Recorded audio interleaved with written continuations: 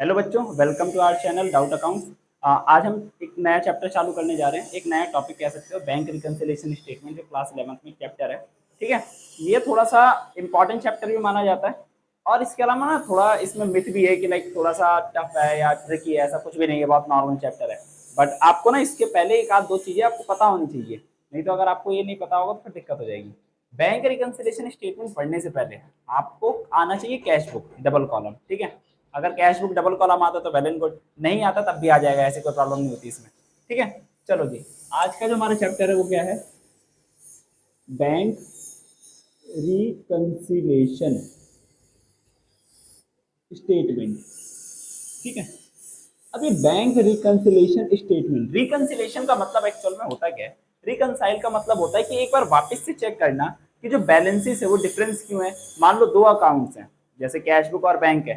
ठीक है, कैश जो हमारे पास बैंक मेंटेन है और जो पासबुक है, उन दोनों में जो बैलेंसेस डिफरेंस आ रहे हैं उसके वो डिफरेंस आ क्यों रहे हैं। ठीक है, उन डिफरेंसेस को हटाया जो जाता है तो एक स्टेटमेंट बनाई जाती है। स्टेटमेंट का मतलब एक फॉर्मेट में करा जाता है कि ये डिफरेंस आ क्यों रहा था। ठीक है, तो उसी को ही बोलते हैं bank reconciliation statement. Reconciliation, reconcile का मतलब होता है एक बार वापस से उसको रीचेक कर लेना एक तरह से। ठीक है, इससे पहले आपको एक चीज पता होनी चाहिए, बैंक रिकंसिलिएशन स्टेटमेंट में हम पढ़ेंगे दो चीजों के बारे में। एक पढ़ेंगे क्या बोलते हैं, balance as per cash book,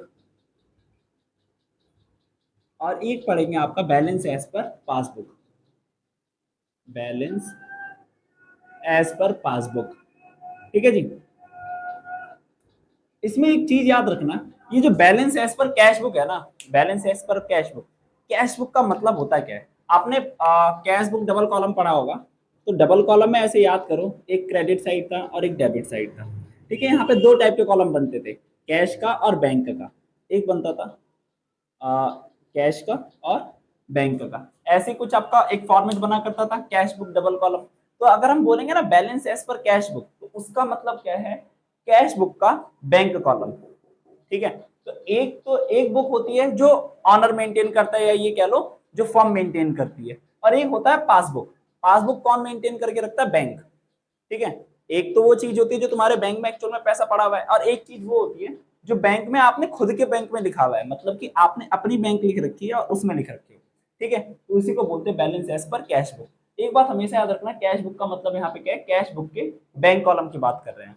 ठीक है, इसके अलावा एक चीज और जरूरी है कि आपको पता हो, जो कैश होता है वो किस तरफ से बढ़ता है आपका? डेबिट साइड से।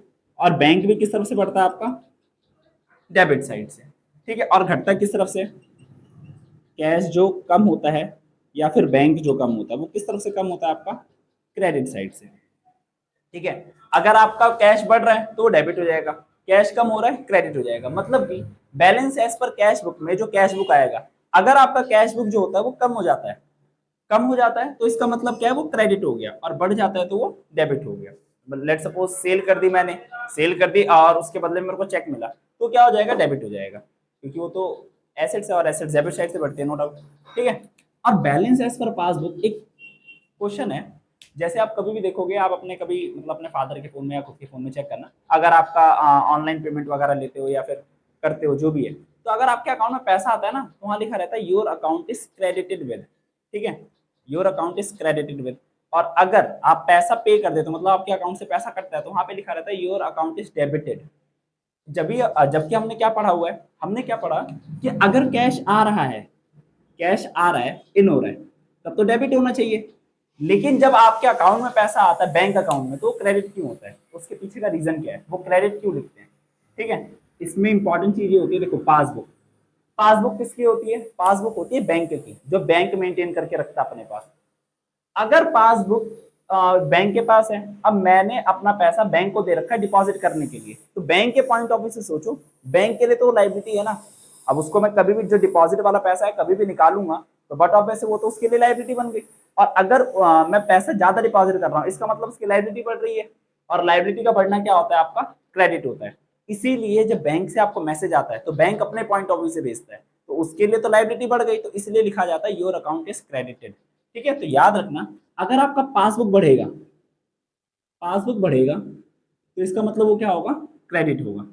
और अगर पासबुक कम होगा, पासबुक का मतलब बैंक का कॉलम अगर कम बैंक कम होता है आपका तो डेबिट होगा।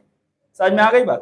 तो ऐसे हम यहाँ पे लिखते हैं, अगर इसका बैलेंस बैलेंस जो है डेबिट है तो इसका मतलब क्या है, ये पॉजिटिव बैलेंस है। कैसा बैलेंस है आपका? Positive balance. और अगर जो इसका बैलेंस है बैंक का वो क्या है आपका? क्रेडिट, तो इसका मतलब क्या होता है? ओवरड्राफ्ट। ओवरड्राफ्ट का मतलब क्या है कि आपके कैश बुक के बैंक कॉलम में ये दिख रहा है कि आपने ओवरड्राफ्ट कर रखा है। ओवरड्राफ्ट का मतलब तो जनरल होता है, नॉर्मल सी बात है। ओवरड्राफ्ट का मतलब क्या है? जब आप अपने अकाउंट में अपने से ज्यादा पैसा निकाल लो तो उसको क्या बोला जाता है? ओवरड्राफ्ट बोला जाता है। मेरे अकाउंट में 2 लाख रुपए पड़े हुए थे, मैंने 3 लाख का चेक काट के दे दिया।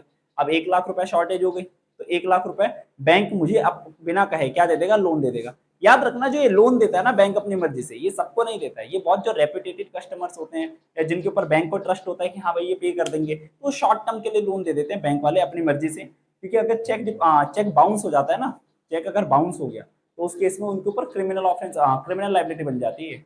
चेक बाउंस होना अपने आप में वो हो जाता है, क्या बोलते हैं, बोलते हैं ना क्रिमिनल ऑफेंस, क्रिमिनल ऑफेंस मान लिया जाता है। ठीक है, कि चेक कैसे बाउंस हो गया।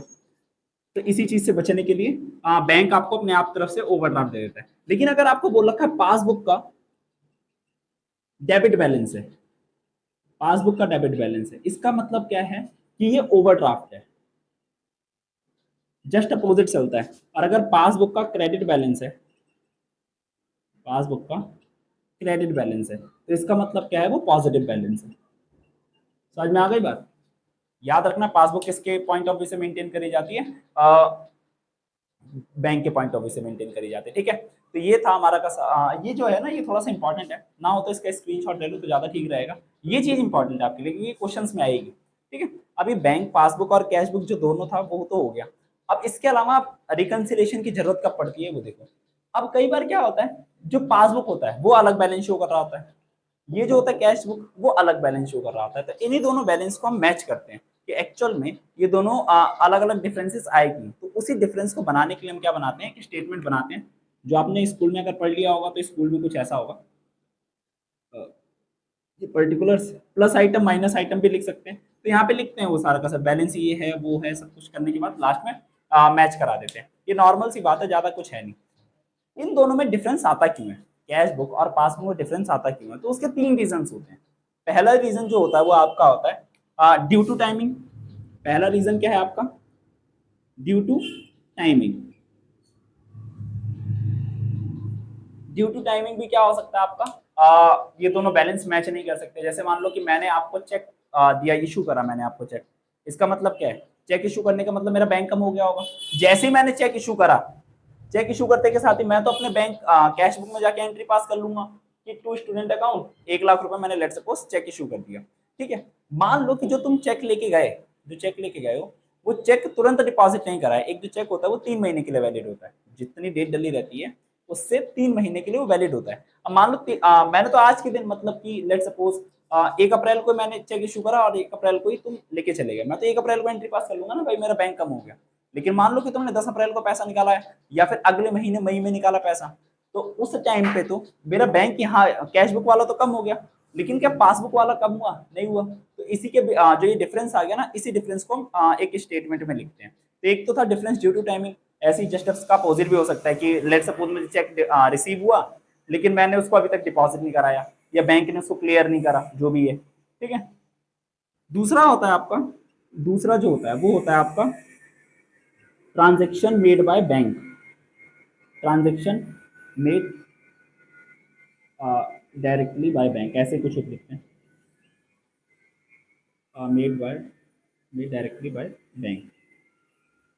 मतलब कि बैंक के द्वारा डायरेक्टली ट्रांजेक्शन कर दी गई है, तो उसको उसकी वजह से भी डिफरेंस आ सकता है। जैसे मैं आपको एग्जांपल दूं उसका, लेट सपोज मेरे को मेरे को एक रेंट रिसीव होता है, मेरे को एक रेंट रिसीव होता है कि लाइक मेरा कहीं घर है, वहां से मेरे को एक टेनेंट से रेंट रिसीव हो जाता है। तो वो अपने आप बैंक में आया, मुझे तो नहीं पता रहेगा, मुझे तो पता नहीं है कि क्या बोलते हैं बैंक ने पैसा कलेक्ट कर लिया, तो बैंक तो बढ़ गया होगा मेरा, पासबुक वाला तो बढ़ गया होगा, लेकिन मुझे नहीं पता था तो इसलिए मैंने इसमें नहीं लिखा, जिसकी वजह से क्या हो जाएगा आपका ये और ये बैलेंस दोनों आपस में मिसमैच हो जाएंगे। ठीक है, या दूसरा एग्जांपल ऐसे कि लेट सपोज बैंक में मेरे अकाउंट में पैसा पड़ा रहता है तो इंटरेस्ट देती है बैंक।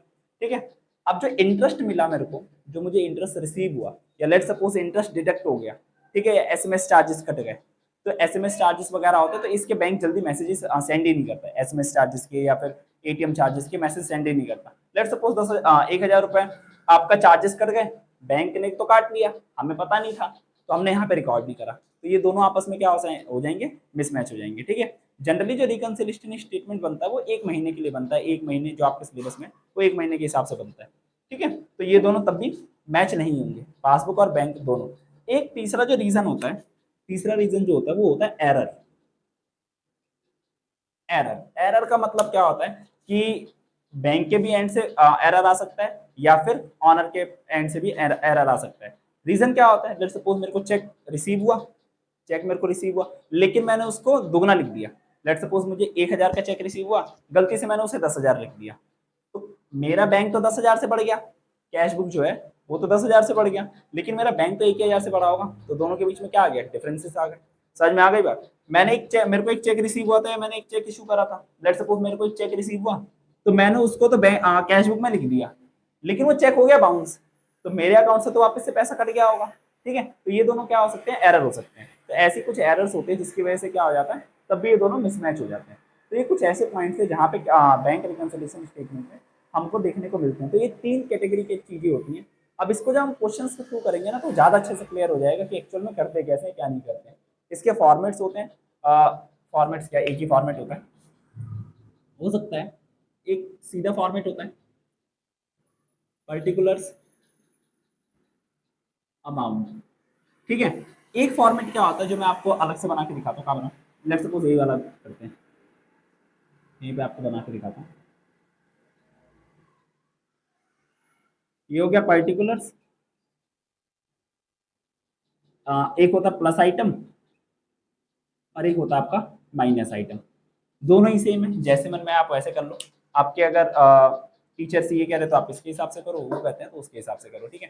तो आज हम प्रैक्टिकल क्वेश्चन नहीं करेंगे, अगली क्लास जो होगी, अगला जो पार्ट आएगा उसमें हम प्रैक्टिकल क्वेश्चन करके इस चैप्टर को पूरी तरह से कर देंगे खत्म, ठीक है। तब तक आपको ये याद होना जरूरी है, ये याद रखना बस कि क्रेडिट बैलेंस होगा, डेबिट बैलेंस होगा तो उससे क्या इफेक्ट पड़ेगा, इनका क्रेडिट डेबिट बैलेंस होगा तो उससे क्या इफेक्ट पड़ेगा, ठीक है जी। मिलते हैं हम अगली क्लास में, तब तक के लिए टाटा बाय बाय।